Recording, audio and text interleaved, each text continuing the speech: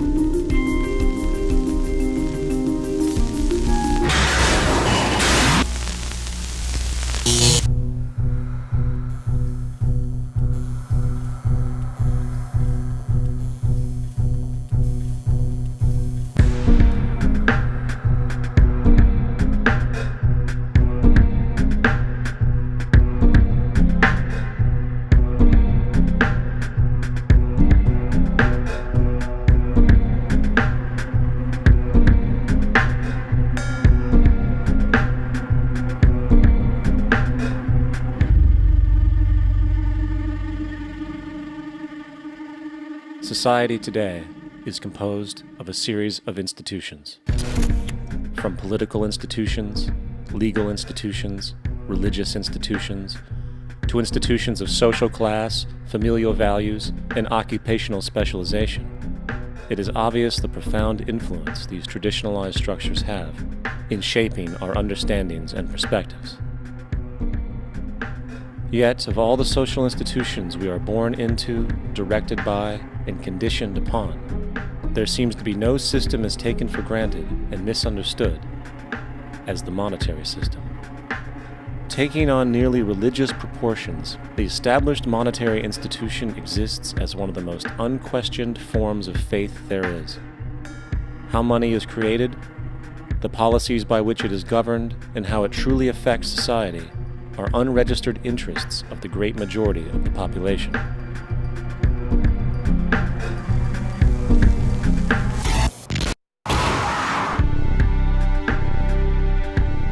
In a world where 1% of the population owns 40% of the planet's wealth, in a world where 34,000 children die every single day from poverty and preventable diseases, and where 50% of the world's population lives on less than $2 a day, one thing is clear: something is very wrong.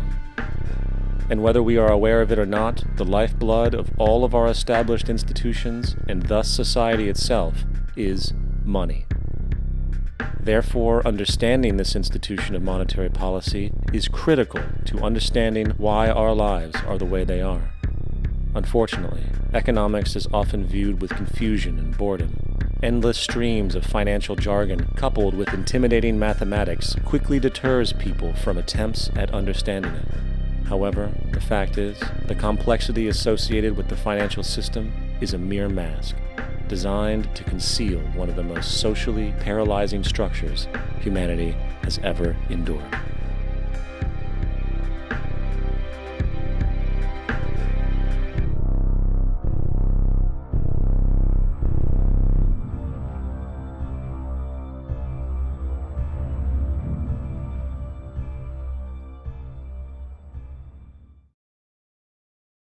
A number of years ago, the Central Bank of the United States, the Federal Reserve, produced a document entitled Modern Money Mechanics. This publication detailed the institutionalized practice of money creation as utilized by the Federal Reserve and the web of global commercial banks it supports. On the opening page, the document states its objective. The purpose of this booklet is to describe the basic process of money creation in a fractional reserve banking system. It then proceeds to describe this fractional reserve process through various banking terminology, a translation of which goes something like this. The United States government decides it needs some money, so it calls up the Federal Reserve and requests, say, $10 billion. The Fed replies, saying, sure, we'll buy $10 billion in government bonds from you. So the government takes some pieces of paper, paints some official-looking designs on them, and calls them treasury bonds. Then it puts a value on these bonds to the sum of $10 billion and sends them over to the Fed. In turn, the people at the Fed draw up a bunch of impressive pieces of paper themselves, only this time calling them Federal Reserve notes, also designating a value of $10 billion to the set. The Fed then takes these notes and trades them for the bonds. Once this exchange is complete, the government then takes the $10 billion in Federal Reserve notes and deposits it into a bank account. And upon this deposit, the paper notes officially become legal tender money, adding $10 billion to the U.S. money supply. And there it is. $10 billion in new money has been created. Of course, this example is a generalization, for, in reality, this transaction would occur electronically, with no paper used at all. In fact, only 3% of the U.S. money supply exists in physical currency. The other 97% essentially exists in computers alone.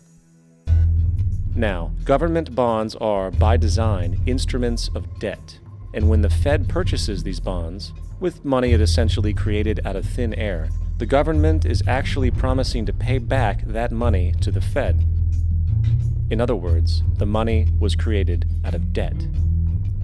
This mind-numbing paradox of how money or value can be created out of debt or a liability will become more clear as we further this exercise. So, the exchange has been made and now $10 billion sits in a commercial bank account. Here's where it gets really interesting.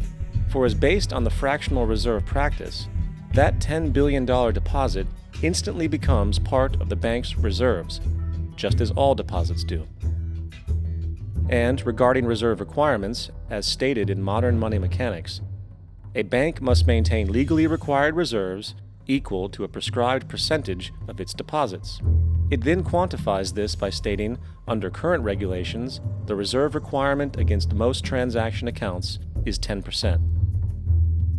This means that with a $10 billion deposit, 10% or $1 billion is held as the required reserve, while the other $9 billion is considered an excessive reserve and can be used as the basis for new loans. Now, it is logical to assume that this $9 billion is literally coming out of the existing $10 billion deposit. However, this is actually not the case. What really happens is that the $9 billion is simply created out of thin air on top of the existing $10 billion deposit. This is how the money supply is expanded. As stated in modern money mechanics, of course they, the banks, do not really pay out loans from the money they receive as deposits. If they did this, no additional money would be created. What they do when they make loans is to accept promissory notes, loan contracts, in exchange for credits, money, to the borrower's transaction accounts. In other words, the $9 billion can be created out of nothing simply because there is a demand for such a loan and that there is a $10 billion deposit to satisfy the reserve requirements. Now, let's assume that somebody walks into this bank and borrows the newly available $9 billion. They will then most likely take that money and deposit it into their own bank account.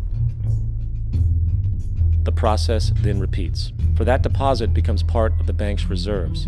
10% is isolated, and in turn 90% of the $9 billion, or $8.1 billion, is now available as newly created money for more loans. And of course, that 8.1 can be loaned out and redeposited, creating an additional 7.2 billion to 6.5 billion to 5.9 billion, etc. This deposit money creation loan cycle can technically go on to infinity. The average mathematical result is that about $90 billion can be created on top of the original $10 billion. In other words, for every deposit that ever occurs in the banking system, about 9 times that amount can be created out of thin air. Money jitters?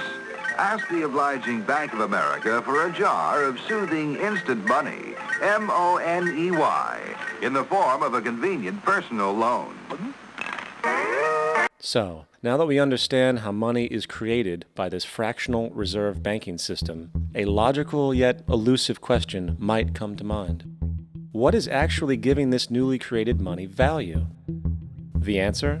The money that already exists. The new money essentially steals value from the existing money supply. For the total pool of money is being increased irrespective to demand for goods and services. And as supply and demand finds equilibrium, prices rise, diminishing the purchasing power of each individual dollar. This is generally referred to as inflation, and inflation is essentially a hidden tax on the public. What is the advice that you generally get? And that is inflate the currency. They don't say debase the currency. They don't say devalue the currency. They don't say cheat the people who are saved. They say lower the interest rates. The real deception is when we distort the value of money. When we create money out of thin air, we have no savings, and yet there's so-called capital. So my question boils down to this: how in the world can we expect to solve the problems of inflation, that is, the increase in the supply of money, with more inflation? Of course, it can't. The fractional reserve system of monetary expansion is inherently inflationary. For the act of expanding the money supply without there being a proportional expansion of goods and services in the economy will always debase a currency.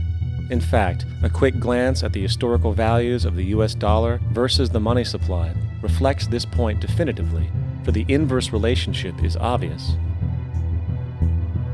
$1 in 1913 required $21.60 in 2007 to match value. That is a 96% devaluation since the Federal Reserve came into existence. Now, if this reality of inherent and perpetual inflation seems absurd and economically self-defeating, hold that thought, for absurdity is an understatement in regard to how our financial system really operates. For in our financial system, money is debt. And debt is money. Here is a chart of the U.S. money supply from 1950 to 2006. Here is a chart of the U.S. national debt for the same period. How interesting it is that the trends are virtually the same. For the more money there is, the more debt there is.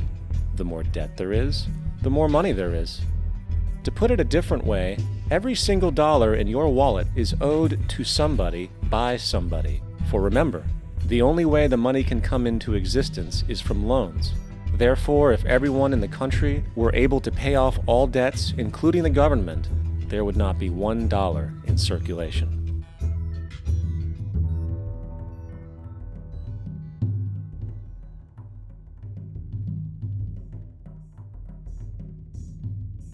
In fact, the last time in American history the national debt was completely paid off was in 1835 after President Andrew Jackson shut down the central bank that preceded the Federal Reserve. In fact, Jackson's entire political platform essentially revolved around his commitment to shut down the central bank, stating at one point, "The bold efforts the present bank has made to control the government are but premonitions of the fate that awaits the American people should they be deluded into a perpetuation of this institution or the establishment of another like it." Unfortunately, his message was short-lived, and the international bankers succeeded to install another central bank in 1913, the Federal Reserve. And as long as this institution exists, perpetual debt is guaranteed. Now, so far we have discussed the reality that money is created out of debt, through loans. These loans are based on a bank's reserves, and reserves are derived from deposits. And through this fractional reserve system, any one deposit can create 9 times its original value, in turn debasing the existing money supply, raising prices in society.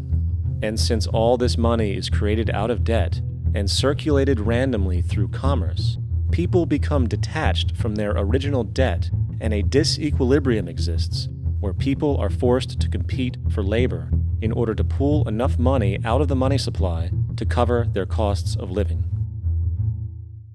As dysfunctional and backwards as all of this might seem, there is still one thing we have omitted from this equation.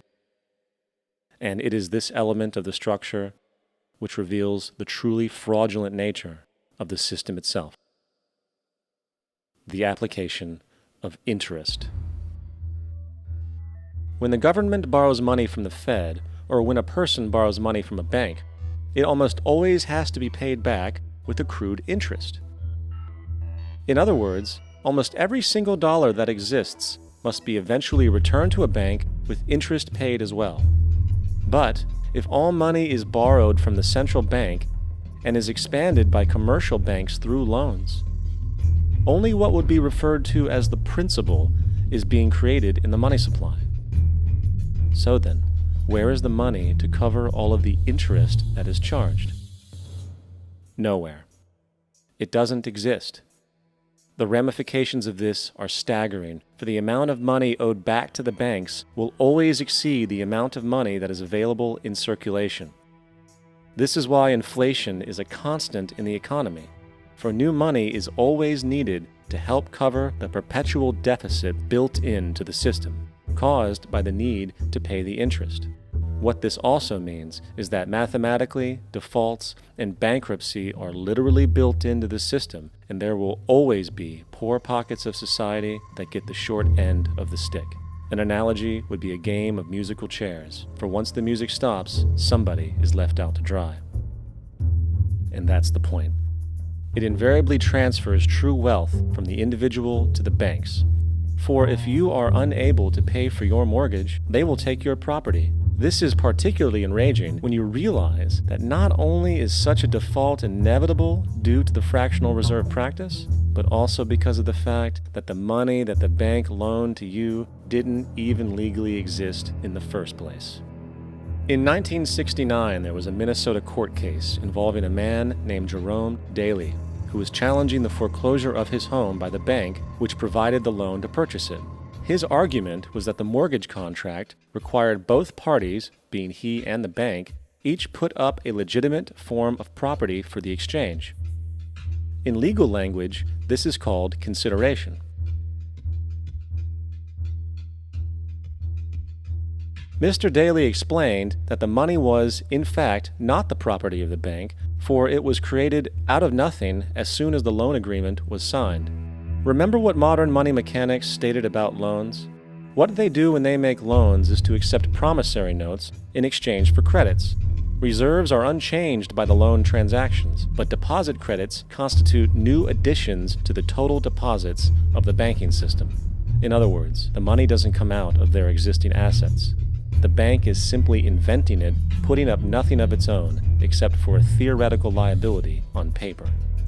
As the court case progressed, the bank's president, Mr. Morgan, took the stand, and in the judge's personal memorandum, he recalled that the plaintiff, bank's president, admitted that, in combination with the Federal Reserve Bank, did create the money and credit upon its books by bookkeeping entry. The money and credit first came into existence when they created it. Mr. Morgan admitted that no United States law or statute existed which gave him the right to do this. A lawful consideration must exist and be tendered to support the note.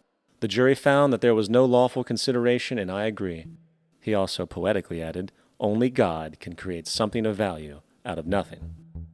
And upon this revelation, the court rejected the bank's claim for foreclosure, and Daly kept his home. The implications of this court decision are immense.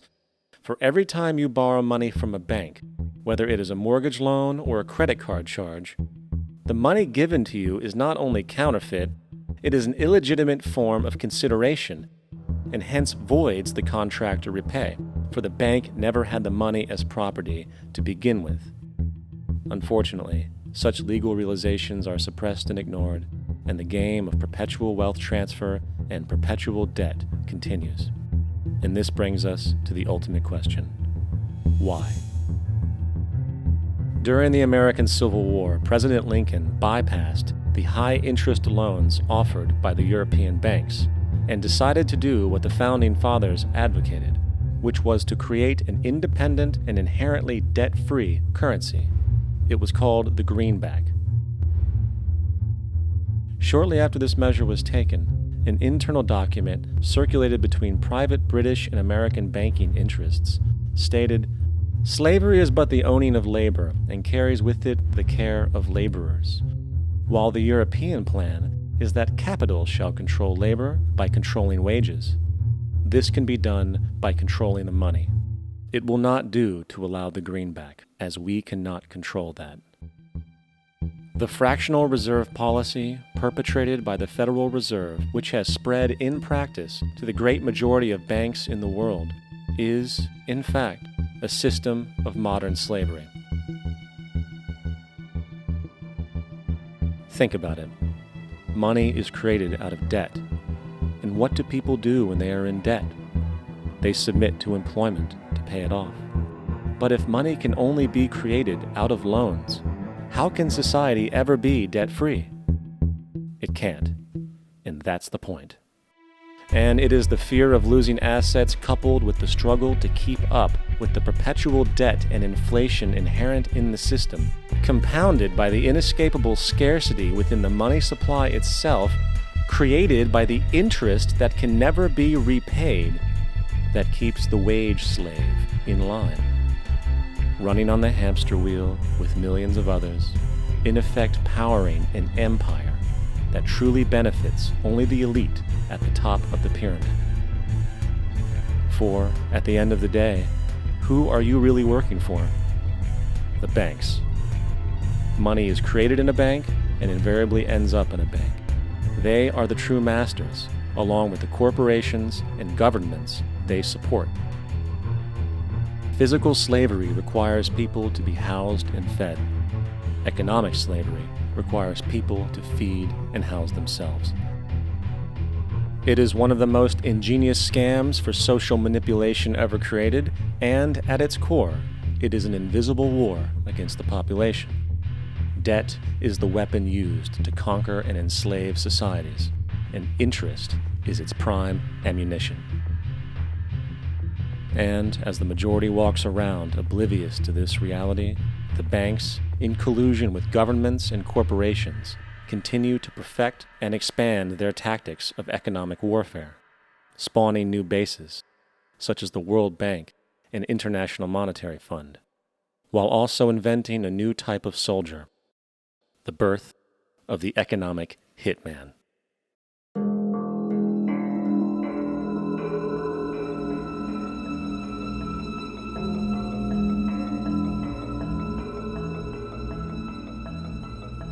We economic hitmen really have been the ones responsible for creating this first truly global empire. And we work many different ways.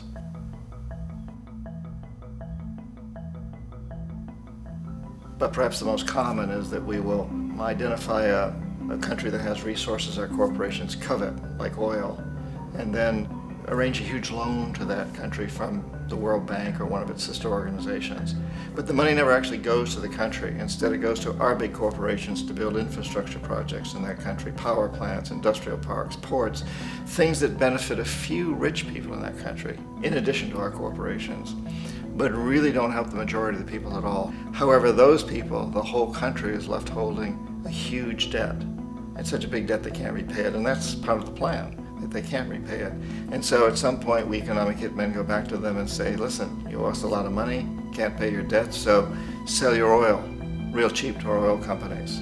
Allow us to build a military base in your country, or send troops in support of ours to someplace in the world like Iraq, or vote with us on the next UN vote. To have their electric utility company privatized and their water and sewage system privatized and sold to U.S. corporations or other multinational corporations. So there was that whole mushrooming thing, and it's so typical of the way the IMF and the World Bank work, that you put a country in debt, it's such a big debt it can't pay it, and then you offer to refinance that debt and pay even more interest. And you demand this quid pro quo, which you call a conditionality or good governance, which means basically that they've got to sell off their resources, including many of their social services, their utility companies, their school systems sometimes, their penal systems, their insurance systems, to foreign corporations. So it's a double, triple, quadruple whammy.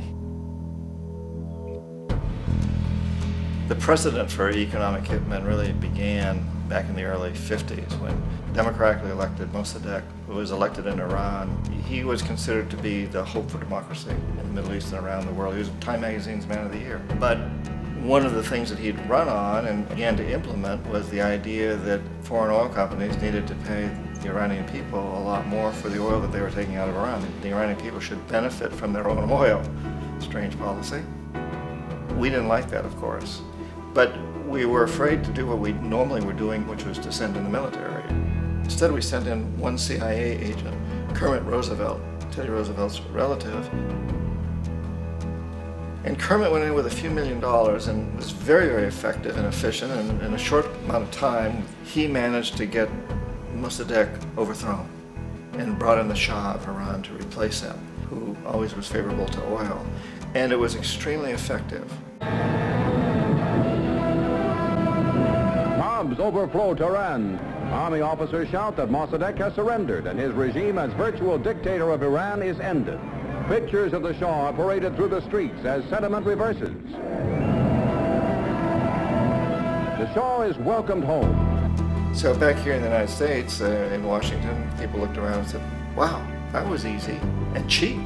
So this established a whole new way of manipulating countries, of creating empire. The only problem with Roosevelt was that he was a card-carrying CIA agent, and had he been caught, the ramifications could have been pretty serious. So very quickly at that point, the decision was made to use private consultants to channel the money through the World Bank or the IMF or one of the other such agencies, to bring in people like me who worked for private companies, so that if we got caught, there would be no governmental ramifications.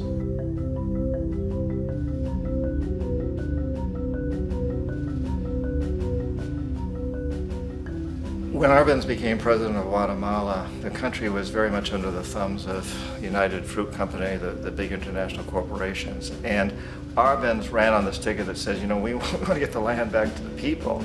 And once he took power, he was implementing policies that would do exactly that, give land rights back to the people. United Fruit didn't like that very much. And so they hired a public relations firm, launched a huge campaign in the United States to convince the United States people, the citizens of the United States, and the press of the United States, and the Congress of the United States, that Arbenz was a Soviet puppet, and that if we allowed him to stay in power, the Soviets would have a foothold in this hemisphere. And that, at that point in time, was a huge fear on everybody's mind, the Red Terror, the Communist Terror. And so, to make a long story short, out of this public relations campaign came a commitment on the part of the CIA and the military to take this man out. And in fact, we did. We sent in planes, we sent in soldiers, we sent in jackals, we sent everything in to take him out, and did take him out. And as soon as he was removed from office, the new guy that took over after him basically reinstated everything to the big international corporations, including United Fruit.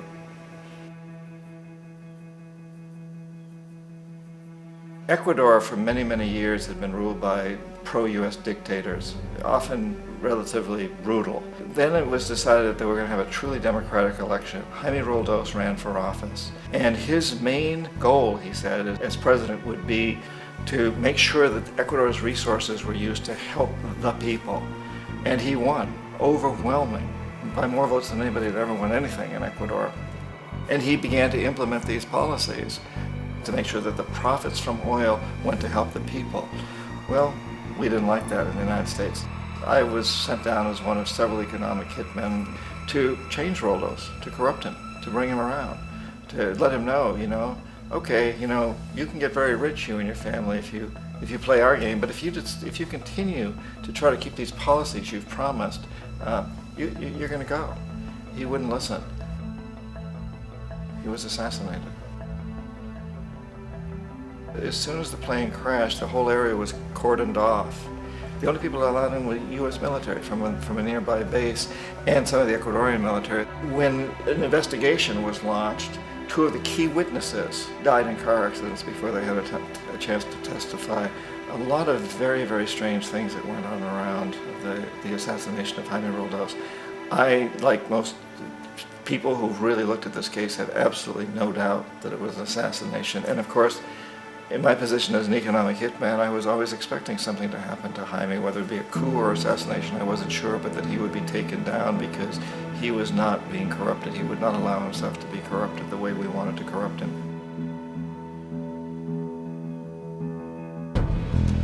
Omar Torrijos, president of Panama, was one of my favorite people. I really, really liked him. He was very charismatic. He was a guy who really wanted to help his country. And when I tried to bribe him or corrupt him, he said, look, John, he called me Juanito. He said, look, Juanito, I don't need the money. What I really need is for my country to be treated fairly. I need for the United States to repay the debts that you owe my people for all the destruction you've done here.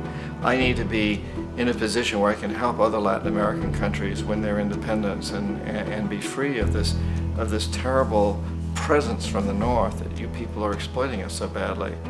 I need to have the Panama Canal back in the hands of the Panamanian people. That's what I want. And so, leave me alone. Don't try to bribe me. It was 1981, and in May, Jaime Roldos was assassinated. And Omar was very aware of this. Torrijos got his family together and he said, I'm probably next, but it's okay because I've done what I came here to do. I've renegotiated the canal. The canal will now be in our hands. He just finished negotiating the treaty with Jimmy Carter. In June of that same year, just a couple of months later, he also went down in an airplane crash, which there's no question was executed by CIA-sponsored jackals. Tremendous amount of evidence that one of Torrijos' security guards handed him at the last moment as he was getting on the plane a tape recorder, a small tape recorder that contained a bomb.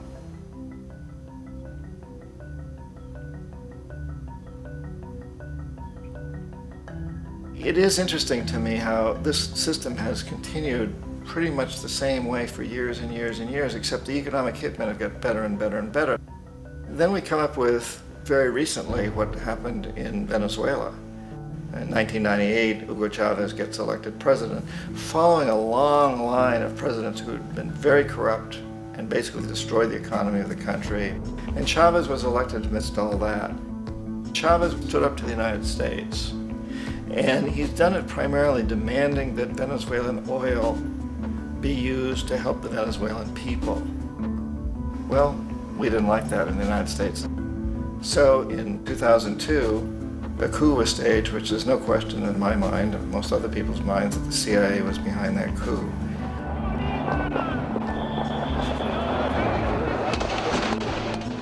way that that coup was fomented was very reflective of what Kermit Roosevelt had done in Iran, of paying people to go out into the streets to riot, to protest, to say this Chavez is very unpopular. You know, if you can get a few thousand people to do that, television can make it look like it's the whole country, and things start to mushroom. Except in the case of Chavez, he was smart enough, and the people were so strongly behind him that they overcame it, which was a phenomenal moment in the history of Latin America.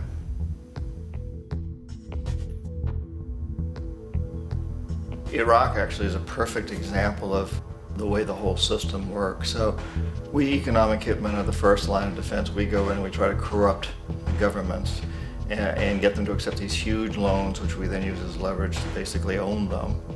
If we fail, as I failed in Panama with Omar Torrijos and in Ecuador with Jaime Roldos, men who refused to be corrupted, then the second line of defense is we send in the jackals. And the jackals either overthrow governments or they assassinate. And once that happens and a new government comes in, and boy, it's going to toe the line because the new president knows what will happen if he doesn't. In the case of Iraq, both of those things failed. Economic hitmen were not able to get through to Saddam Hussein. We tried very hard. We tried to get him to accept a deal very similar to what the House of Saud had accepted in Saudi Arabia, but he wouldn't accept it. And so the jackals went in to take him out. They couldn't do it. His security was very good. After all, he had one time worked for the CIA. He'd been hired to assassinate a former president of Iraq and failed, but he knew the system. So in '91, we send in the troops and we take out the Iraqi military. So we assume at that point that Saddam Hussein is going to come around. We could have taken him out, of course, at that time, but we didn't want to. He's the kind of strong man we like. He controls his people. We thought he could control the Kurds and keep the Iranians in their border and keep pumping oil for us. And that once we took out his military, now he's going to come around. So the economic hitmen go back in the 90s without success. If they'd had success, he'd still be running the country. We'd be selling him all the fighter jets he wants and everything else he wants. But they couldn't, they didn't have success. The jackals couldn't take him out again, so we sent the military in once again, and this time we did the complete job and took him out, and in the process created for ourselves some very, very lucrative construction deals. We had to reconstruct a country that we'd essentially destroyed, which is a pretty good deal if you own construction companies, big ones. So, you know, Iraq shows the three stages. The economic hitmen failed there, the jackals failed there, and as a final measure, the military goes in. And in that way, we've really created an empire, but we've done it very, very subtly.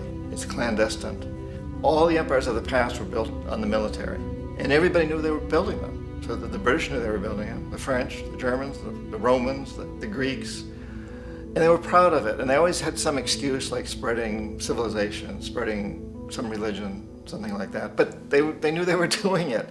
We don't. The majority of the people in the United States have no idea that we're living off the benefits of a clandestine empire, that today there's more slavery in the world than ever before. And then you have to ask yourself, well, if it's an empire, then who's the emperor? Obviously, our presidents of the United States are not emperors. An emperor is someone who's not elected, doesn't serve a limited term, and doesn't report to anyone, essentially. So you can't classify our presidents that way. But we do have what I consider to be the equivalent of the emperor, and it's what I call the corporatocracy. The corporatocracy is this group of individuals who run our biggest corporations, and they really act as the emperor of this empire. They control our media, either through direct ownership or advertising. They control most of our politicians because they finance their campaigns, either through their corporations or through personal contributions that come out of the corporations. They're not elected, they don't serve a limited term, they don't report to anybody. And at the very top of the corporatocracy, you really can't tell whether a person's working for a private corporation or the government because they're always moving back and forth. So, you know, you've got a guy who one moment is the president of a big construction company like Halliburton, and the next moment he's vice president of the United States, or the president who is in the oil business. And this is true whether you've got Democrats or Republicans in the office. You have them moving back and forth through the revolving door. And in a way, our government is invisible a lot of the time, and its policies are carried out by our corporations on one level or another. And then again, the policies of the government are basically forged by the corporatocracy and then presented to the government. They become government policy. So it's an incredibly cozy relationship. This isn't a conspiracy theory type of thing. These people don't have to get together and plot to do things. They all basically work under one primary assumption, and that is that they must maximize profits regardless of the social and environmental costs.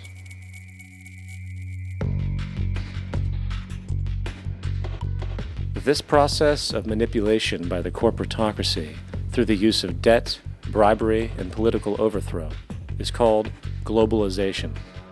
Just as the Federal Reserve keeps the American public in a position of indentured servitude through perpetual debt, inflation, and interest, the World Bank and IMF serve this role on a global scale. The basic scam is simple. Put a country in debt either by its own indiscretion or through corrupting the leader of that country, then impose conditionalities or structural adjustment policies, often consisting of the following. Currency devaluation. When the value of a currency drops, so does everything valued in it. This makes indigenous resources available to predator countries at a fraction of their worth. Large funding cuts for social programs. These usually include education and healthcare, compromising the well-being and integrity of the society, leaving the public vulnerable to exploitation. Privatization of state-owned enterprises. This means that socially important systems can be purchased and regulated by foreign corporations for profit. For example, in 1999, the World Bank insisted that the Bolivian government sell the public water system of its third largest city to a subsidy of the U.S. corporation Bechtel. As soon as this occurred, water bills for the already impoverished local residents skyrocketed. It wasn't until after a full-blown revolt by the people that the Bechtel contract was nullified.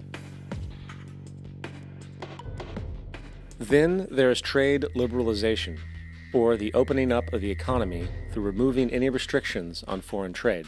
This allows for a number of abusive economic manifestations, such as transnational corporations bringing in their own mass-produced products, undercutting the indigenous production and ruining local economies. An example is Jamaica, which, after accepting loans and conditionalities from the World Bank, lost its largest cash crop markets due to competition with Western imports. Today, countless farmers are out of work, for they are unable to compete with the large corporations. Another variation is the creation of numerous seemingly unnoticed, unregulated, inhumane sweatshop factories, which take advantage of the imposed economic hardship. Additionally, due to production deregulation, environmental destruction is perpetual, as a country's resources are often exploited by the indifferent corporations while outputting large amounts of deliberate pollution. The largest environmental lawsuit in the history of the world today is being brought on behalf of 30,000 Ecuadorian Amazonian people against Texaco, which is now owned by Chevron. So today it's against Chevron, but for activities conducted by Texaco. Estimated to be more than 18 times what the Exxon Valdez dumped into the coast of Alaska. In the case of Ecuador, it wasn't an accident. The oil companies did it intentionally. They knew they were doing it to save money out there rather than arranging for proper disposal.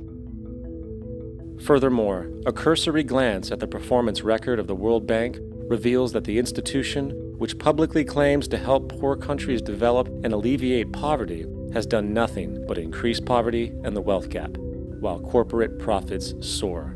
In 1960, the income gap between the fifth of the world's people in the richest countries versus the fifth in the poorest countries was 30 to 1. By 1998, it was 74 to 1. While global GNP rose 40% between 1970 and 1985, those in poverty actually increased by 17%.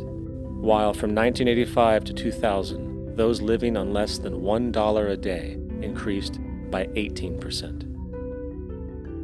Even the Joint Economic Committee of the U.S. Congress admitted that there is a mere 40% success rate of all World Bank projects. In the late 1960s, the World Bank intervened in Ecuador with large loans. During the next 30 years, poverty grew from 50% to 70%.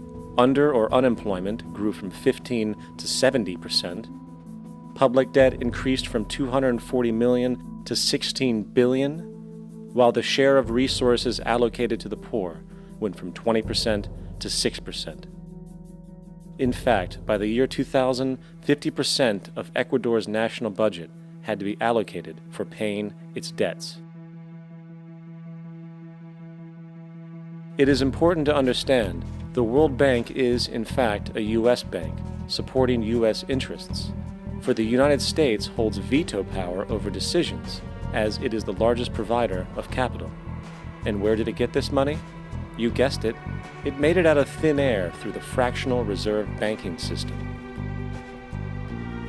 Of the world's top 100 economies, as based on annual GDP, 51 are corporations, and 47 of that 51 are U.S.-based. Walmart, General Motors, and Exxon are more economically powerful than Saudi Arabia, Poland, Norway, South Africa, Finland, Indonesia, and many others. And, as protective trade barriers are broken down, currencies tossed together and manipulated in floating markets, and state economies overturned in favor of open competition and global capitalism, the empire expands. You get up on your little 21-inch screen and howl about America and democracy. There is no America. There is no democracy. There is only IBM and ITT and AT&T and DuPont, Dow, Union Carbide, and Exxon. Those are the nations of the world today. What do you think the Russians talk about in their councils of state? Karl Marx? They get out their linear programming charts, statistical decision theories, minimax solutions, and compute the price-cost probabilities of their transactions and investments, just like we do. We no longer live in a world of nations and ideologies, Mr. Beale. The world is a college of corporations, inexorably determined by the immutable bylaws of business. The world is a business, Mr. Beale.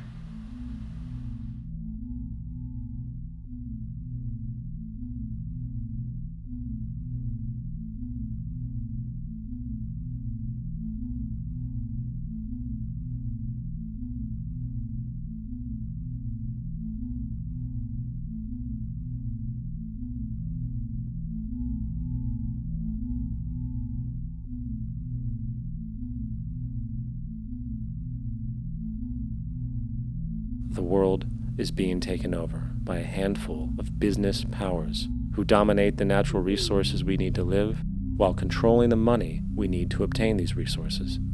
The end result will be world monopoly, based not on human life, but financial and corporate power. And as the inequality grows, naturally more and more people are becoming desperate. So the establishment was forced to come up with a new way to deal with anyone who challenges the system. So they gave birth to the terrorist. The term terrorist is an empty distinction, designed for any person or group who chooses to challenge the establishment. This isn't to be confused with the fictional Al-Qaeda, which was actually the name of a computer database for the US-supported Mujahideen in the 1980s.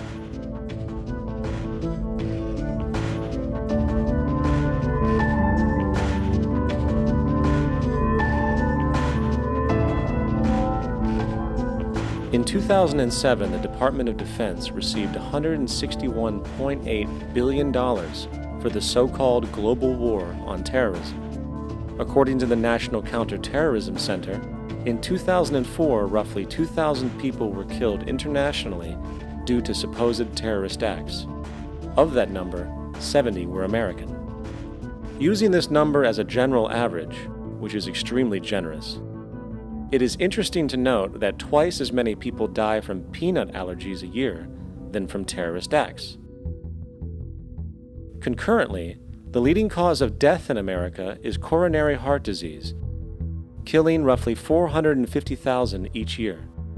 And in 2007, the government's allocation of funds for research on this issue was about $3 billion.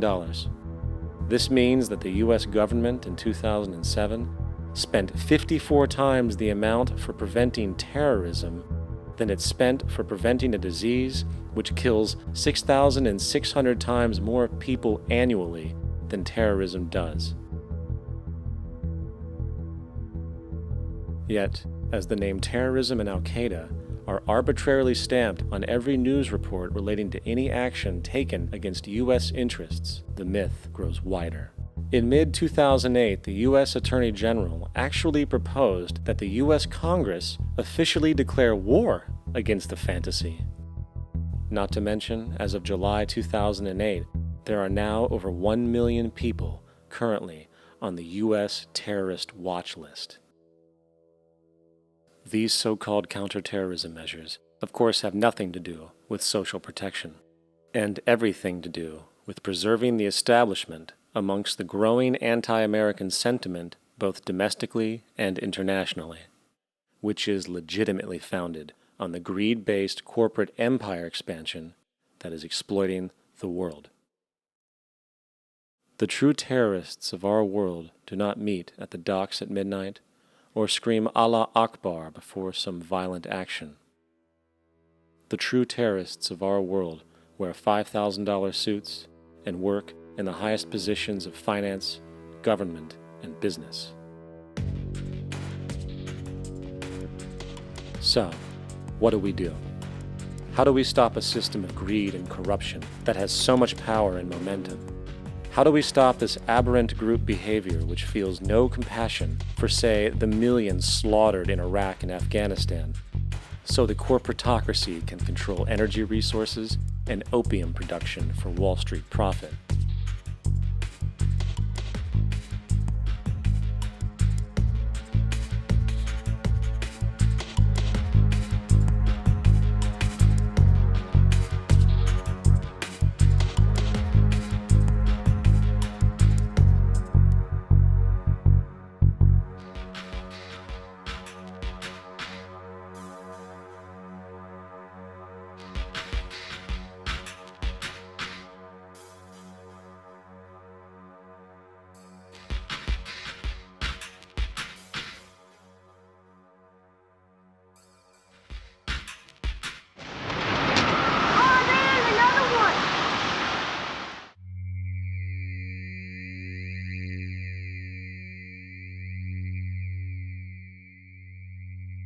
How do we stop a system of greed and corruption that condemns poor populations to sweatshop slavery for the benefit of Madison Avenue?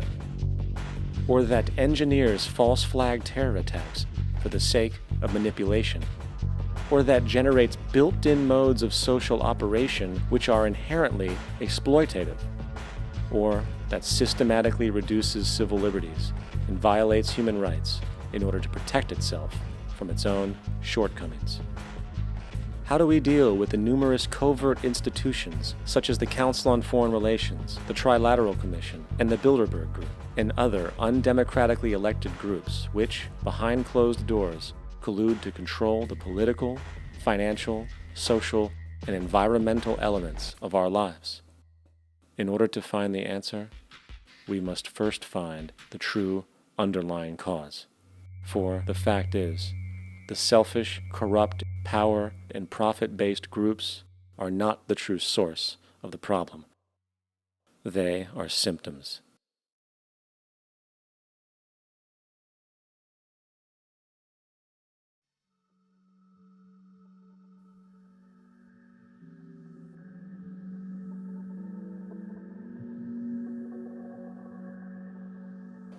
My name is Jacque Fresco. I'm an industrial designer and a social engineer. I'm very much interested in society and developing a system that might be sustainable for all people. First of all, the word corruption is a monetary invention. That aberrant behavior that's disruptive to the well-being of people, while you're dealing with human behavior. And human behavior appears to be environmentally determined, meaning if you were raised by the Seminole Indians as a baby, never saw anything else, you'd hold that value system. And this goes for nations, it goes for individuals, for families. They try to indoctrinate their children to their particular faith and their country and make them feel like they're part of that. And they build a society which they call established. They establish a workable point of view and tend to perpetuate that, whereas all societies are really emergent, not established. And so they fight new ideas that would interfere with the establishment. Governments try to perpetuate that which keeps them in power. People are not elected to political office to change things. They're put there to keep things the way they are. So you see, the basis of corruption is in our society. Let me make it clear. All nations, then, are basically corrupt because they tend to uphold existing institutions. I don't mean to uphold or downgrade all nations, but communism, socialism, fascism, the free enterprise system, and all other subcultures are the same. They are all basically corrupt. The most fundamental characteristic of our social institutions is the necessity for self-preservation. Whether dealing with a corporation, a religion, or a government, the foremost interest is to preserve the institution itself. For instance, the last thing an oil company would ever want is the utilization of energy that was outside of its control, for it makes that company less relevant to society. Likewise, the Cold War and the collapse of the Soviet Union was, in reality, a way to preserve and perpetuate the established economic and global hegemony of the United States. Similarly, religions condition people to feel guilty for natural inclinations, each claiming to offer the only path to forgiveness and salvation. At the heart of this institutional self-preservation lies the monetary system, for it is money that provides the means for power and survival. Therefore, just as a poor person might be forced to steal in order to survive, it is a natural inclination to do whatever is needed to continue an institution's profitability. This makes it inherently difficult for profit-based institutions to change, for it puts in jeopardy not only the survival of large groups of people, but also the coveted materialistic lifestyles associated with affluence and power.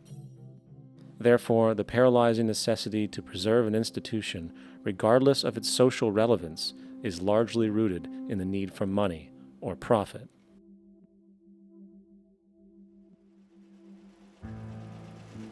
What's in it for me is why people think. And so if a man makes money selling a certain product, naturally he's going to fight the existence of another product that may threaten his institution. Therefore, people cannot be fair, and people do not trust each other. A guy will come over to you and say, I got just the house you're looking for. He's a salesman. When a doctor says, I think your kidney has to come out, I don't know if he's trying to pay off a yacht or whether my kidney has to come out.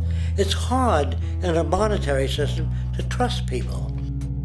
If you came into my store and I said, this lamp that I've got is pretty good, but the lamp next door is much better, I wouldn't be in business very long. It wouldn't work. If I were ethical, it wouldn't work. So when you say industry cares for people, that's not true. They can't afford to be ethical. So your system is not designed to serve the well-being of people. If you still don't understand that, there would be no outsourcing of jobs if they cared about people. Industry does not care. They only hire people because it hasn't been automated yet. So don't talk about decency and ethics. We cannot afford it and remain in business. It is important to point out that regardless of the social system, whether fascist, socialist, capitalist, or communist, the underlying mechanism is still money, labor, and competition. Communist China is no less capitalistic than the United States. The only difference is the degree by which the state intervenes in enterprise. The reality is that monetaryism, so to speak, is the true mechanism that guides the interests of all the countries on the planet. The most aggressive and hence dominant variation of this monetaryism is the free enterprise system. The fundamental perspective, as put forth by early free market economists like Adam Smith, is that self-interest in competition leads to social prosperity, as the act of competition creates incentive, which motivates people to persevere. However, what isn't talked about is how a competition-based economy invariably leads to strategic corruption, power and wealth consolidation, social stratification, technological paralysis, labor abuse, and, ultimately, a covert form of government dictatorship by the rich elite. The word corruption is often defined as moral perversion. If a company dumps toxic waste into the ocean to save money, most people recognize this as corrupt behavior. On a more subtle level, when Walmart moves into a small town and forces small businesses to shut down for they are unable to compete, a gray area emerges. For what exactly is Walmart doing wrong? Why should they care about mom-and-pop organizations they destroy? Yet, even more subtly, when a person gets fired from their job because a new machine has been created which can do the work for less money, people tend to just accept that as the way it is, not seeing the inherent, corrupt inhumanity of such an action. Because the fact is, whether it is dumping toxic waste, having a monopoly enterprise, or downsizing the workforce, the motive is the same: profit. They are all different degrees of the same self-preserving mechanism, which always puts the well-being of people second to monetary gain. Therefore, corruption is not some byproduct of monetaryism. It is the very foundation. And while most people acknowledge this tendency on one level or another, the majority remains naive as to the broad ramifications of having such a selfish mechanism as the guiding mentality in society. Internal documents show that after this company positively, absolutely knew that they had a medication that was infected with the AIDS virus, they took the product off the market in the U.S. and then they dumped it in France, Europe, Asia, and Latin America. The U.S. government allowed it to happen. The FDA allowed this to happen. And now the government is completely looking the other way. Thousands of innocent hemophiliacs have died from the AIDS virus. This company knew absolutely that it was infected with AIDS. They dumped it because they wanted to turn this disaster into a profit. So you see, you have built-in corruption. We're all chiseling off each other, and you can't expect decency in that sort of thing.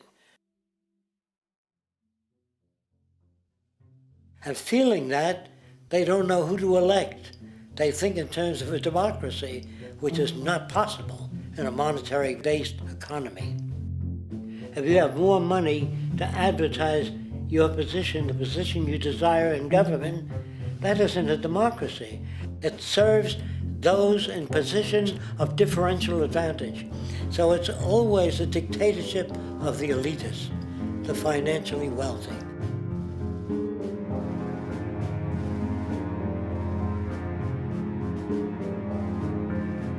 It is an interesting observation to note how seemingly unknown personalities magically appear on the scene as presidential candidates. Then, before you know it, somehow you are left to choose from a small group of extremely wealthy people who suspiciously have the same broad social view. Obviously, it's a joke. The people placed on the ballot are done so because they have been pre-decided to be acceptable by the established financial powers who actually run the show. Yet, many who understand this illusion of democracy often think, if only we could just get our honest, ethical politicians in power, then we would be okay. Well, while this idea, of course, seems reasonable in our established, oriented worldview, it is, unfortunately, another fallacy. For when it really comes down to what is actually important, the institution of politics, and thus politicians themselves, have absolutely no true relevance as to what makes our world and society function. It's not politicians that can solve problems. They have no technical capabilities. They don't know how to solve problems. Even if they were sincere, they don't know how to solve problems. It's the technicians that produce the desalination plants. It's the technicians that give you electricity, that give you motor vehicles, that heat your house and cool it in the summertime. It's technology that solves problems, not politics. Politics cannot solve problems because they're not trained to do so. Very few people today stop and consider what it is that actually improves their lives. Is it money? Obviously not. One cannot eat money or stuff money into their car to get it to run. Is it politics? All politicians can do is create laws, establish budgets, and declare war. Is it religion? Of course not. Religion creates nothing except intangible emotional solace for those who require it. The true gift that we as human beings have, which has been solely responsible for everything that has improved our lives, is technology. What is technology? Technology is a pencil which allows one to solidify ideas on paper for communication.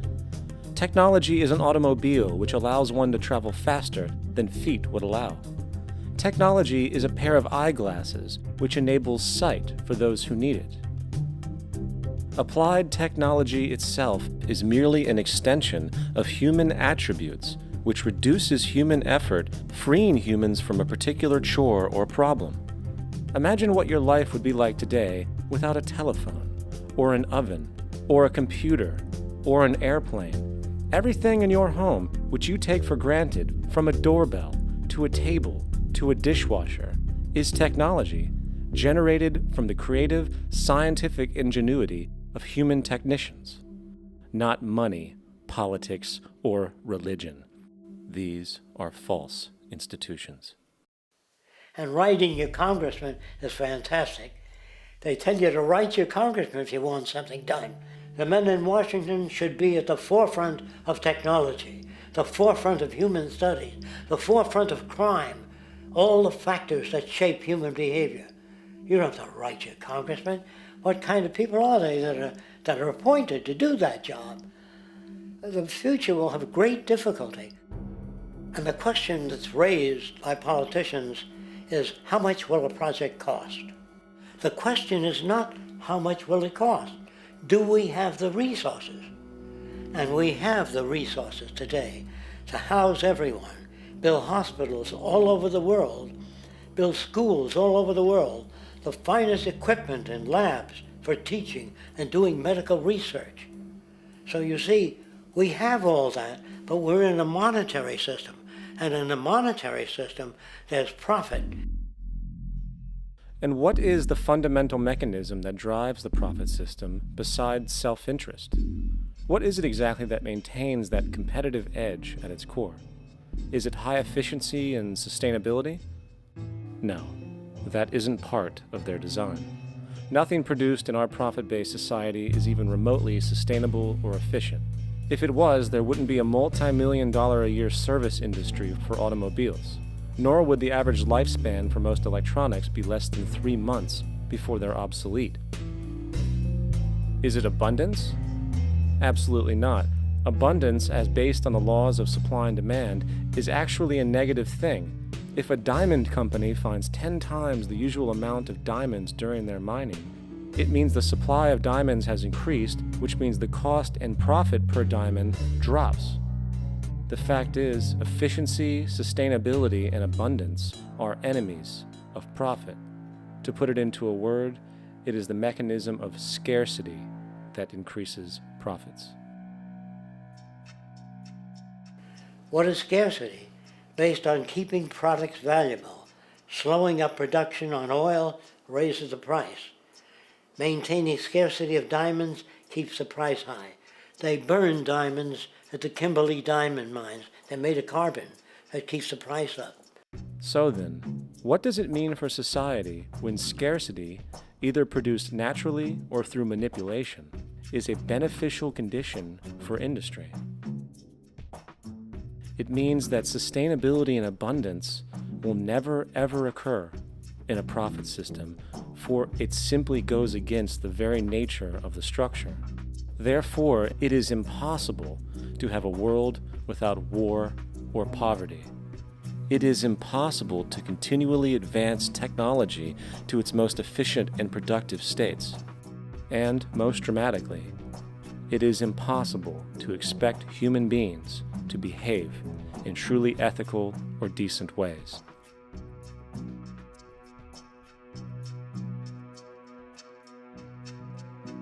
People use the word instinct because they can't account for the behavior.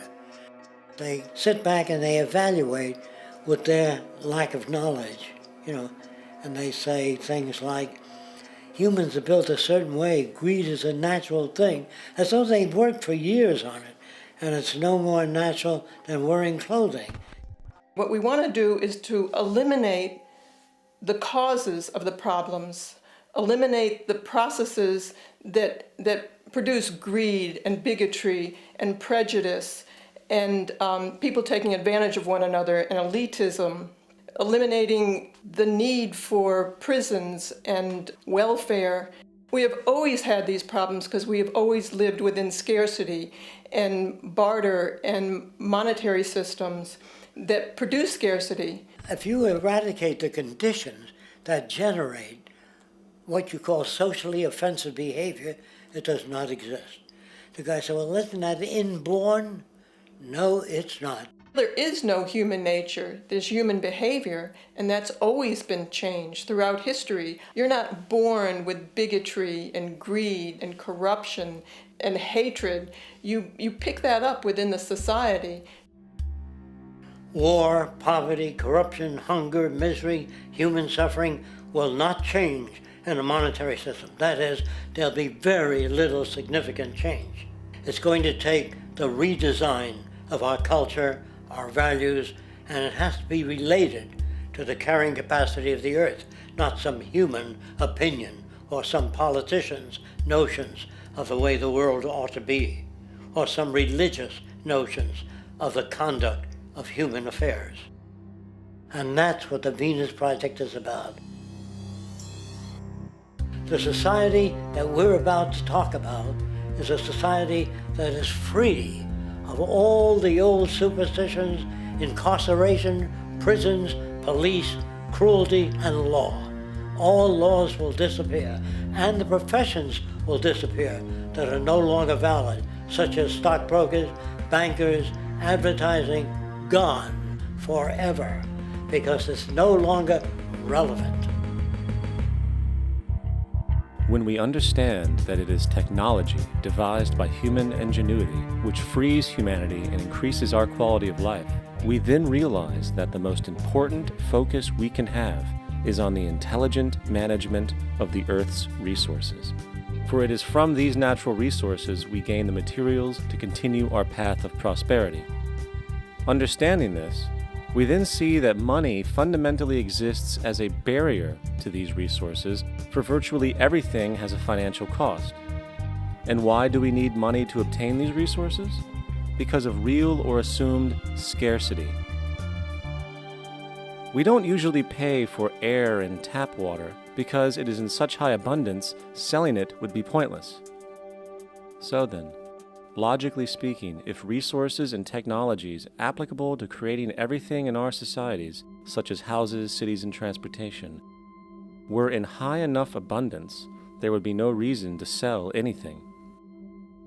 Likewise, if automation and machinery was so technologically advanced as to relieve human beings of labor, there would be no reason to have a job. And with these social aspects taken care of, there would be no reason to have money at all. So the ultimate question remains: do we on Earth have enough resources and technological understanding to create a society of such abundance that everything we have now could be available without a price tag and without the need for submission through employment? Yes, we do. We have the resources and technology to enable this at a minimum, along with the ability to raise the standard of living so high that people in the future will look back at our civilization now and gawk at how primitive and immature our society was. What the Venus Project proposes is an entirely different system that's updated to present-day knowledge. We've never given scientists the problem of how do you design a society which would eliminate boring and monotonous jobs, that would eliminate accidents in transportation, that would enable people to have a high standard of living, that would eliminate poisons in our food, that would give us other sources of energy that are clean and efficient. We can do that out there.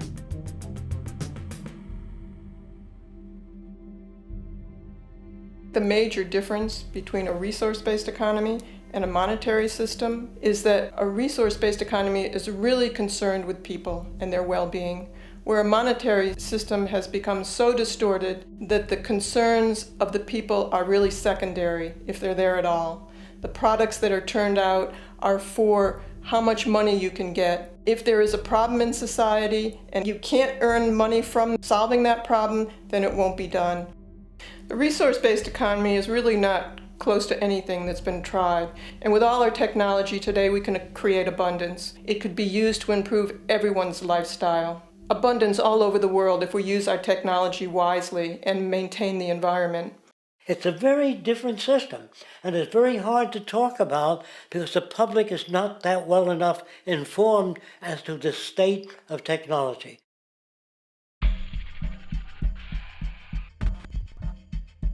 At present, we don't have to burn fossil fuels. We don't have to use anything that would contaminate the environment. There are many sources of energy available. Alternative energy solutions pushed by the establishment, such as hydrogen, biomass, and even nuclear, are highly insufficient, dangerous, and exist only to perpetuate the profit structure that industry has created.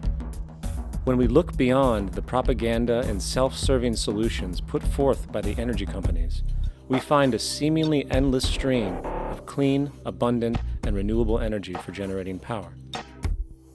Solar and wind energy are well known to the public, but the true potential of these mediums remains unexpressed.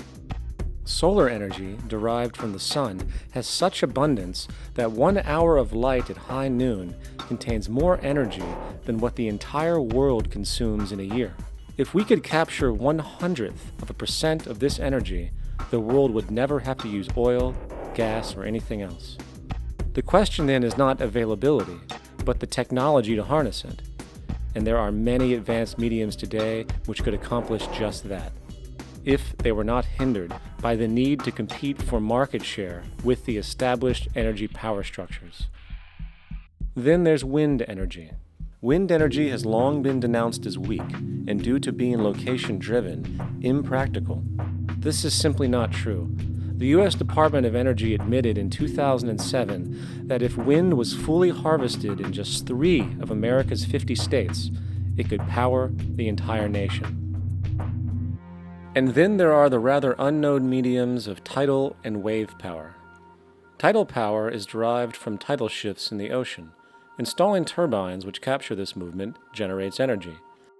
In the United Kingdom, 42 sites are currently noted as available, forecasting that 34% of all the UK's energy could come from tidal power alone.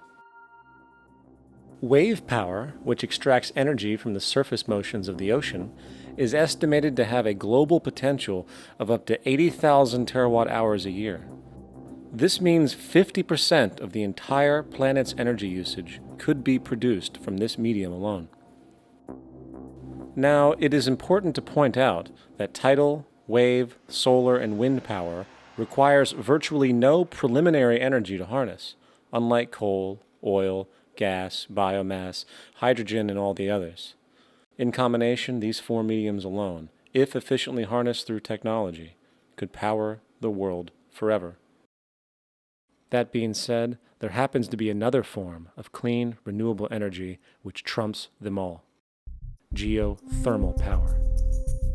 Geothermal energy utilizes what is called heat mining, which, through a simple process using water, is able to generate massive amounts of clean energy. In 2006, an MIT report on geothermal energy found that 13,000 zettajoules of power are currently available in the Earth, with the possibility of 2,000 zettajoules being easily tappable with improved technology. The total energy consumption of all the countries on the planet is about half of a zettajoule a year. This means about 4,000 years of planetary power could be harnessed in this medium alone. And when we understand that the Earth's heat generation is constantly renewed, this energy is really limitless and could be used forever.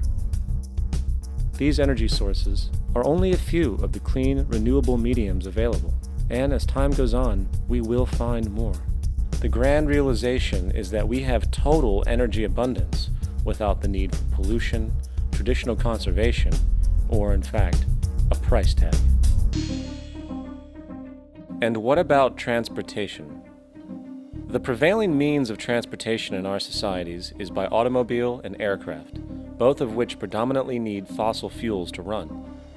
In the case of the automobile, the battery technology needed to power an electric car that can go over 100 miles an hour for over 200 miles on one charge exists, and has existed for many years. However, due to battery patents controlled by the oil industry, which limits their availability to maintain market share, coupled with political pressure from the energy industry, the accessibility and affordability of this technology is limited. There is absolutely no reason other than pure, corrupt profit interest that every single vehicle in the world cannot be electric and utterly clean, with zero need for gasoline. As far as airplanes, it is time we realize that this means of travel is inefficient, cumbersome, slow, and causes far too much pollution. This is a maglev train. It uses magnets for propulsion. It is fully suspended by a magnetic field and requires less than 2% of the energy used for plane travel. The train has no wheels, so nothing can wear out. The current maximum speed of versions of this technology, as used in Japan, is 361 miles per hour. However, this version of the technology is very dated. An organization called ET3, which has connections with the Venus Project, has established a tube-based maglev that can travel up to 4,000 miles per hour in a motionless, frictionless tube, which can go over land or underwater. Imagine going from LA to New York for an extended lunch break, or from Washington, D.C. to Beijing, China in 2 hours. This is the future of continental and intercontinental travel, fast, clean, with only a fraction of the energy usage we use today for the same means. In fact, between maglev technology, advanced battery storage, and geothermal energy, there would be no reason to ever burn fossil fuels again. And we can do this now if we were not held back by the paralyzing profit structure. Now, America is inclined toward fascism. It has a propensity by its dominant philosophy and religion to uphold the fascist point of view. American industry is essentially a fascist institution. If you don't understand that, the minute you punch that time clock, you walk into a dictatorship. We're given notions about the respectability of work, and I really look at it as being paid slavery. They're brought up to believe that you shall earn your living by the sweat of your brow. That holds people back, freeing people from drudgery, repetitive jobs which make them ignorant. You rob them. In our society, that is a resource-based economy, machines free people. You see, we can't imagine that because we've never known that kind of world. If we look back at history, we see a very clear pattern of machine automation slowly replacing human labor. From the disappearance of the elevator man to the near full automation of an automobile production plant, the fact is, as technology grows, the need for humans in the workforce will continually be diminished. This creates a serious clash, which proves the falseness of the monetary-based labor system. for human employment is in direct competition with technological development. Therefore, given the fundamental priority of profit by industry, people through time will be continually laid off and replaced by machine. When industry takes on a machine, instead of shortening the workday, they downsize. You lose your job, so you have a right to fear machines. In a high-technology, resource-based economy, it is conservative to say that about 90% of all current occupations could be phased out by machines, freeing humans to live their life without servitude, for this is the point of technology itself.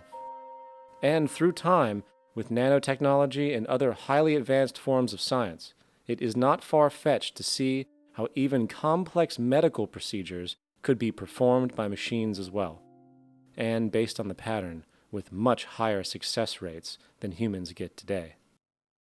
The path is clear, but our monetary-based structure, which requires labor for income, blocks this progress, for humans need jobs in order to survive.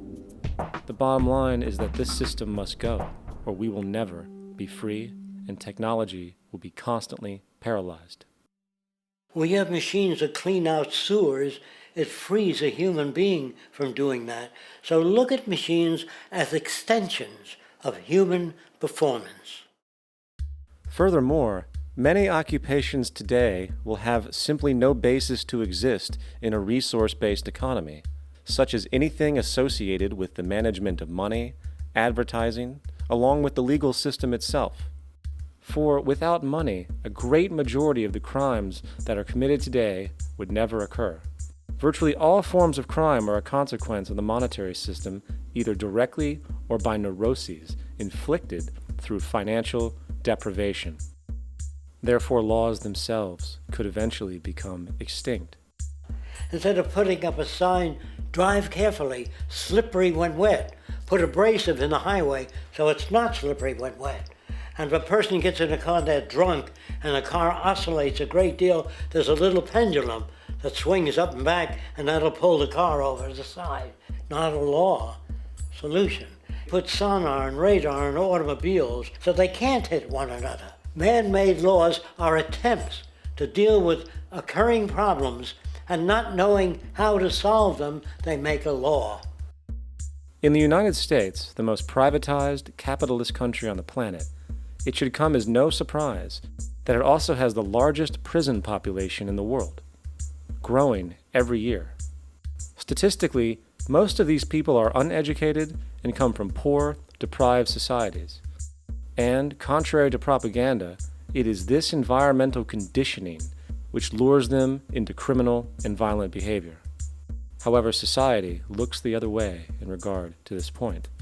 The legal and prison systems are just more examples of how our society avoids examining the root causes of behavior. Billions are spent each year on prisons and police, while only a fraction is spent on programs for poverty, which is one of the most fundamental variables responsible for crime to begin with. And as long as we have an economic system which prefers and in fact creates scarcity and deprivation, crime will never go away.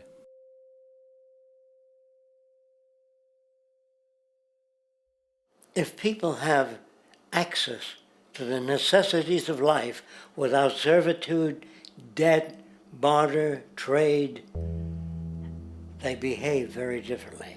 You want all these things available without a price tag. Now then, you gotta have a price tag. Well, what'll motivate people? Man gets everything he wants, he just lay around in the sun.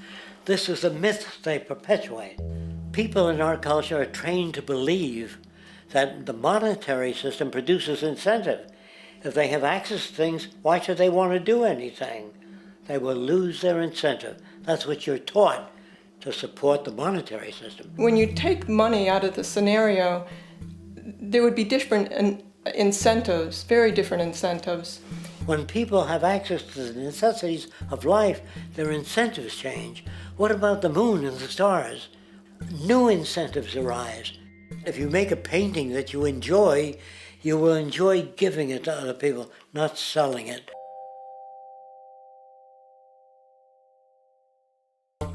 I think most of the education that I've seen today is essentially producing a person for a job. It's very specialized. They're not generalists. People don't know a lot about a lot of different subjects.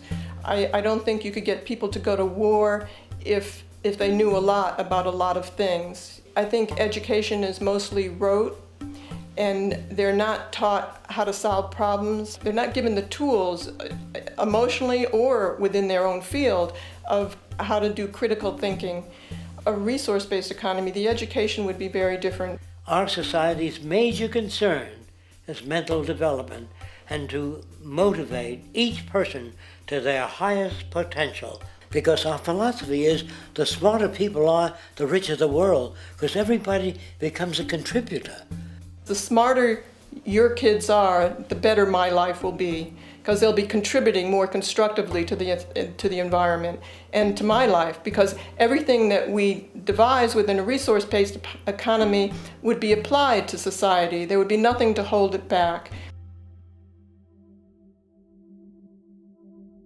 Patriotism, weapons, armies, navies, all that is a sign that we're not civilized yet. Kids will ask their parents, didn't you see the necessity of the machines? Dad, couldn't you see that war was inevitable when you produce scarcity?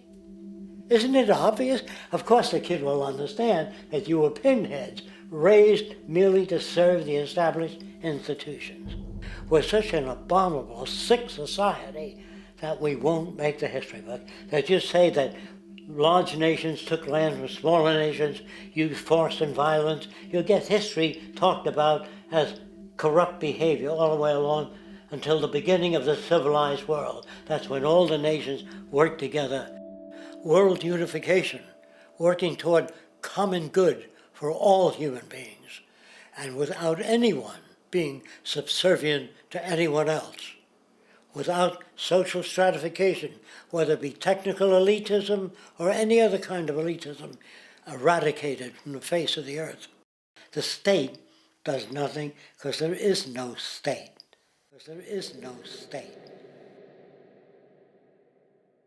The system I advocate, a resource-based global economy, is not perfect. It's just a lot better than what we have. We can never achieve perfection.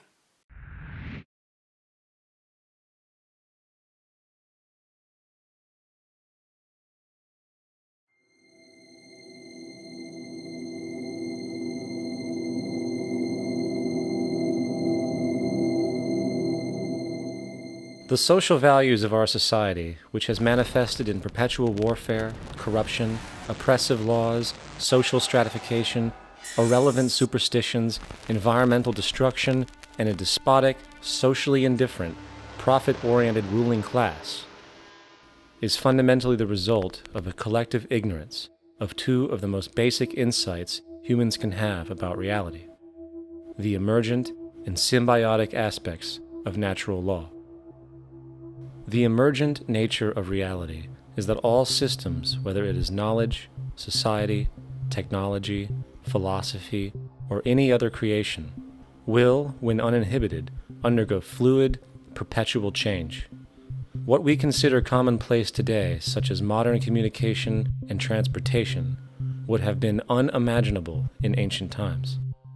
Likewise, the future will contain technologies, realizations, and social structures that we cannot even fathom in the present.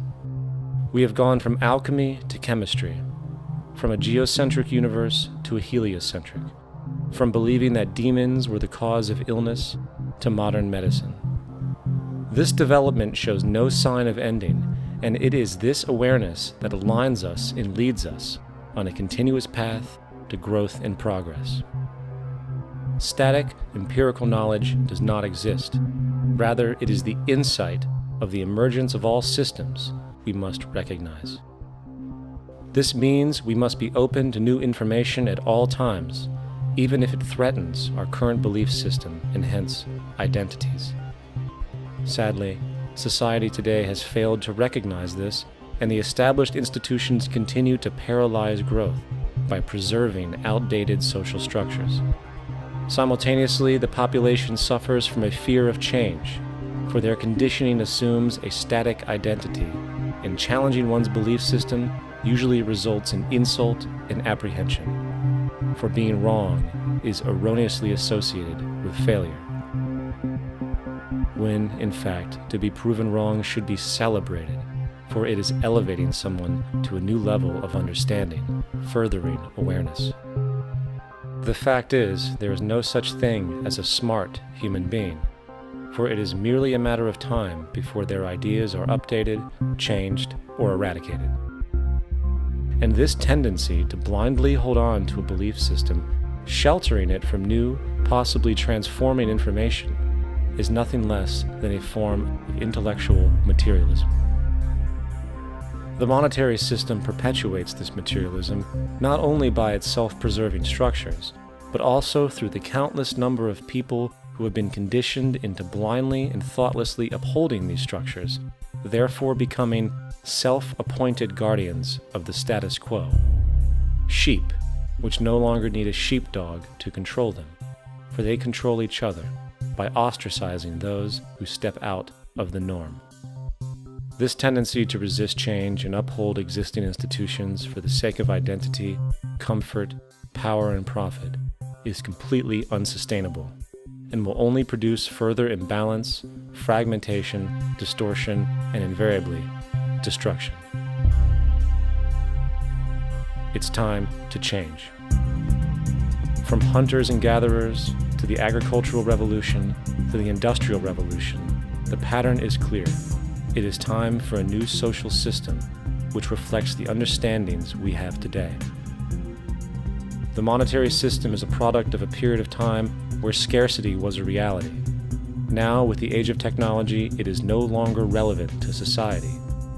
Gone with the aberrant behavior it manifests. Likewise, dominant worldviews, such as theistic religion, operate with the same social irrelevancy.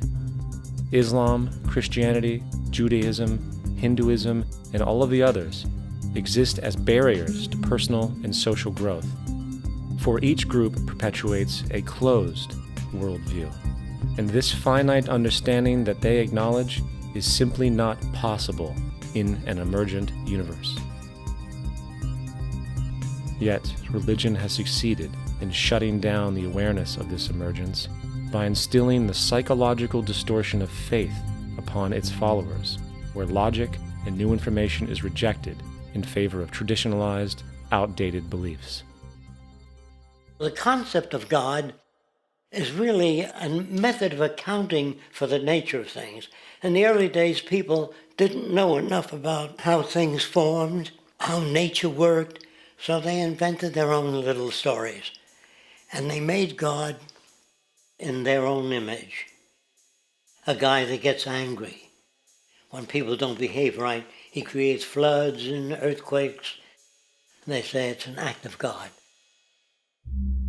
A cursory glance at the suppressed history of religion reveals that even the foundational myths themselves are emergent culminations, developed through influence over time.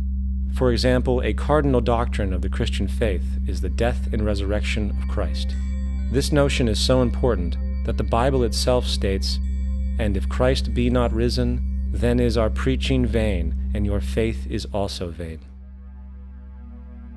Yet it is very difficult to take this account literally, for not only is there no primary source denoting this supernatural event in secular history, awareness of the enormous number of pre-Christian saviors who also died and were resurrected immediately puts the story in mythological territory by association.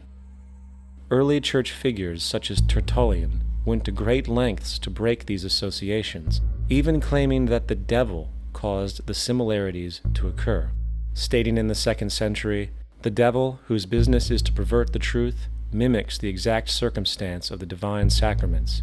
He baptizes his believers and promises forgiveness of sins. He celebrates the oblation of bread and brings in the symbol of the resurrection. Let us therefore acknowledge the craftiness of the devil, who copied certain things of those that be divine." What is truly sad, however, is that when we cease the idea that the stories from Christianity, Judaism, Islam, and all the others are literal history, and accept them for what they really are, which are purely allegorical expressions derived from many faiths, we see that all religions share a common thread, and it is this unifying imperative that needs to be recognized and appreciated. Religious belief has caused more fragmentation and conflict than any other ideology. Christianity alone has 34,000 different subgroups. The Bible is subject to interpretation. When you read it, you say, I think Jesus meant this. I think Job meant that. Oh no, he meant this. So you have the Lutheran, the Seventh-day Adventist, the Catholic, and a church divided is no church at all. And a church divided is no church at all. And this point on division, which is a trademark of all theistic religions, brings us to our second failure of awareness, the false assumption of separation through the rejection of the symbiotic relationship of life. Apart from the understanding that all natural systems are emergent, where all notions of reality will be constantly developed, altered, and even eradicated, we must also understand that all systems are, in fact, invented fragments, merely for the sake of conversation. For there is no such thing as independence in nature. The whole of nature is a unified system of interdependent variables, each a cause and a reaction, existing only as a concentrated whole. You don't see the plug connected to the environment, so it looks like we're free, wandering around. Take the oxygen away, we all die immediately. Take plant life away, we die. And without the sun, all the plants die. So we are connected. We really must take into account the totality. This isn't just a human experience on this planet. This is a total experience. And we know we can't survive without plants and animals. We know we can't survive without the four elements, you know. And so when are we going to really start taking that into account? That's what it is to be successful. Success depends on how well we relate to everything around us. I'm very aware of the fact that my grandson cannot possibly hope to inherit a sustainable, peaceful, stable, socially just world unless every child today growing up in Ethiopia, in Indonesia, in Bolivia, in Palestine, in Israel also has that same expectation. You got to take care of the whole community or you're going to have serious problems. And now we have to see that the whole world is the community, and we must all take care of each other that way. And it's not just a community of human beings, it's a community of plants and animals and elements. And we really need to understand that. That's what's going to bring us joy too, and pleasure. That's what's missing in our lives right now. We can call it spirituality, but the fact of the matter is, joy comes from that bliss of connectedness. That's our God spirit. That's that side of ourselves that really feels it. And you can feel it deep inside you. It's this amazing, wonderful feeling. And you know it when you get it. You don't get it from money. You get it from connection. Now, if that isn't a hazard to this country, how are we going to keep building nuclear weapons? You know what I mean? What's going to happen to the arms industry when we realize we're all one? It's going to fuck up the economy. The economy that's fake anyway. The economy that's fake anyway. The economy that's fake anyway. The economy that's fake anyway. The economy that's fake anyway. Which would be a real bummer. You can see why the government's cracking down on the idea of experiencing unconditional love.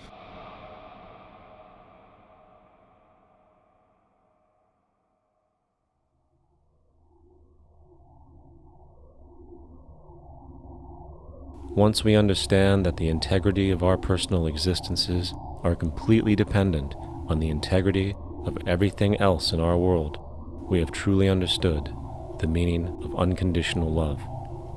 For love is extensionality, and seeing everything as you and you as everything can have no conditionalities. For, in fact, we are all everything at once. If it's true that we're all from the center of a star, every atom in each of us from the center of a star, then we're all the same thing. Even a Coke machine or a cigarette butt in the street in Buffalo is made out of atoms that came from a star. They've all been recycled thousands of times, as have you and I. And therefore, it's only me out there. So what is there to be afraid of? What is there that needs solace-seeking? Nothing. There's nothing to be afraid of because it's all us. The trouble is we have been separated by being born and given a name and an identity and being individuated. We've been separated from the oneness, and that's what religion exploits, that people have this yearning to be part of the overall one again. So they exploit that. They call it God. They say he has rules. And I think it's cruel. I think you can do it absent religion.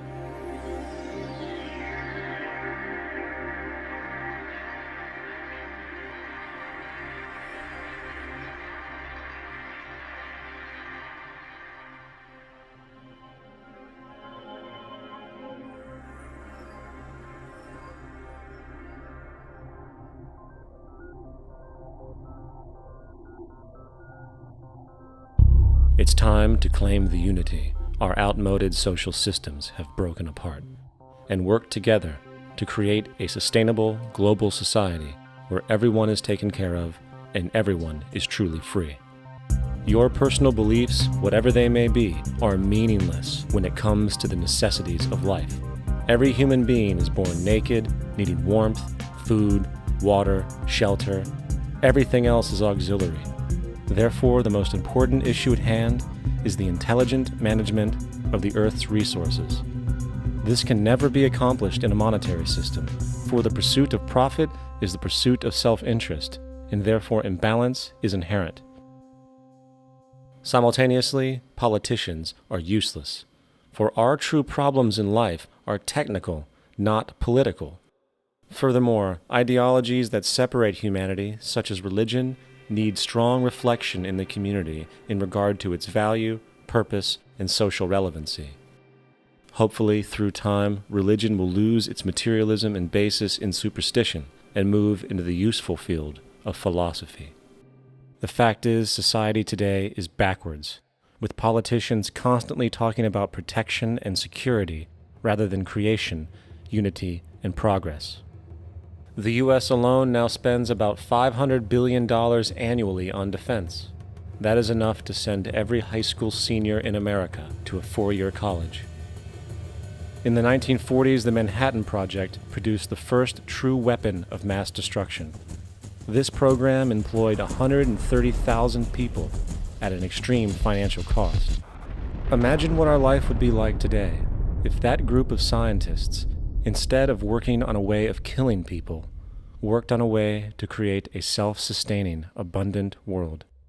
Life today would be very, very different if that was their goal.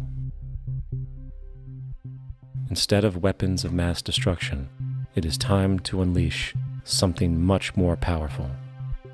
Weapons of mass creation.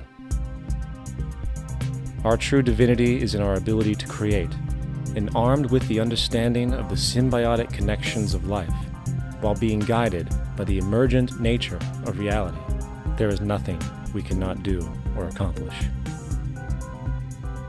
Of course, we face strong barriers in the form of established power structures that refuse to change. At the heart of these structures is the monetary system. As explained earlier, the fractional reserve policy is a form of slavery through debt, where it is literally impossible for society to be free. In turn, free market capitalism in the form of free trade uses debt to imprison the world and manipulate countries into subservience to a handful of large business and political powers. Apart from these obvious amoralities, the system itself is based on competition, which immediately destroys the possibility of large-scale collaborations for the common good, hence paralyzing any attempt at true global sustainability. These financial and corporate structures are now obsolete, and they must be outgrown. Of course, we cannot be naive enough to think that the business and financial elite are going to subscribe to this idea, for they will lose power and control. Therefore, peaceful yet highly strategic action must be taken. The most powerful course of action is simple. We have to alter our behavior to force the power structure to the will of the people. We must stop supporting the system. The only way the establishment will change is by our refusal to participate, while continuously acknowledging its endless flaws and corruptions. They're not going to give up the monetary system because of our designs of what we recommend. The system has to fail, and people have to lose confidence in their elected leaders. That will be a major turning point if the Venus Project is offered as a possible alternative. If not, I fear the consequences. The trends now indicate that our country is going bankrupt. The probability is our country will move toward a military dictatorship to prevent riots and complete social breakdown. Once the U.S. breaks down, all the other cultures will undergo similar things. As of now, the world financial system is on the brink of collapse due to its own shortcomings. The Comptroller of Currency stated in 2003 that the interest on the U.S. national debt will not be affordable in less than 10 years. This theoretically means total bankruptcy for the U.S. economy, and its implications for the world are immense. In turn, the fractional reserve-based monetary system is reaching its theoretical limits of expansion, and the banking failures you are seeing are just the beginning. This is why inflation is skyrocketing, all debt is at record levels, and the government and Fed are hemorrhaging new money to bail out the corrupt system. For the only way to keep the banks going is by making more money. The only way to make more money is to create more debt and inflation. It is simply a matter of time before the tables turn, and there is no one willing to take new loans, while defaults grow, as people are unable to afford their current loans. Then the expansion of money will stop, and contraction will begin on a scale never before seen, ending a century-long pyramid scheme. This has already begun. Therefore, we need to expose this financial failure for what it is, using this weakness to our advantage. Here are some suggestions. Expose the banking fraud. Citibank, JP Morgan Chase, and Bank of America are the most powerful controllers within the corrupt Federal Reserve System. It's time to boycott these institutions. If you have a bank account or a credit card with any of them, move your money to another bank. If you have a mortgage, refinance with another bank. If you own their stock, sell it. If you work for them, quit. This gesture will express contempt for the true powers behind the private banking cartel known as the Federal Reserve, and create awareness about the fraud of the banking system itself. 2. Turn off the TV news. Visit the emerging independent news agencies on the internet for your information. CNN, NBC, ABC, Fox, and all the others present all news pre-filtered to maintain the status quo. With 4 corporations owning all major media outlets, objective information is impossible. This is the true beauty of the internet, and the establishment has been losing control because of this free flow of information. We must protect the internet at all times, as it is truly our savior right now. 3. Don't ever allow yourself, your family, or anyone you know to ever join the military. This is an obsolete institution now used exclusively for maintaining an establishment that is no longer relevant. U.S. soldiers in Iraq work for U.S. corporations, not the people. Propaganda forces us to believe that war is natural and the military is an honorable institution. Well, if war is natural, why are there 18 suicides every single day by American veterans who have post-traumatic stress disorder? If our military men and women are so honored, why is it that 25% of the American homeless population are veterans? 4. Stop supporting the energy companies. If you live in a detached house, get off the grid. Investigate every means of making your home self-sustainable with clean energy. solar, wind, and other renewable energies are now affordable consumer realities, and considering the never-ending rising cost of traditional energies, it will likely be a cheaper investment over time. If you drive, get the smallest car you can, and consider using one of the many conversion technologies that can enable your car to be a hybrid, electric, or run on anything other than establishment fuels. 5. Reject the political system. The illusion of democracy is an insult to our intelligence. In a monetary system, there is no such thing as a true democracy, and there never was. We have two political parties owned by the same set of corporate lobbyists. They are placed in their positions by the corporations, with popularity artificially projected by their media. In a system of inherent corruption, the change of personnel every couple of years has very little relevance. Instead of pretending that the political game has any true meaning, focus your energy on how to transcend this failed system. And 6, join the movement. Go to the zeitgeistmovement.com and help us create the largest mass movement for social change the world has ever seen. We must mobilize and educate everyone about the inherent corruption of our current world system, along with the only true sustainable solution, declaring all the natural resources on the planet as common heritage to all people, while informing everyone as to the true state of technology and how we can all be free if the world works together rather than fights. The choice lies with you. You can continue to be a slave to the financial system and watch the continuous wars, depressions, and injustice across the globe while placating yourself with vain entertainment and materialistic garbage. Or you can focus your energy on true, meaningful, lasting, holistic change, which actually has the realistic ability to support and free all humans with no one left behind. But, in the end, the most relevant change must occur first inside of you. The real revolution is the revolution of consciousness, and each one of us first needs to eliminate the divisionary, materialistic noise we have been conditioned to think is true, while discovering, amplifying, and aligning with the signal coming from our true empirical oneness. It is up to you. What we are trying in all these discussions and talks here is to see if we cannot radically bring about a transformation of the mind. Not accept things as they are, but to understand it, to go into it, to examine it, give your heart and your mind with everything that you have to find out a way of living differently.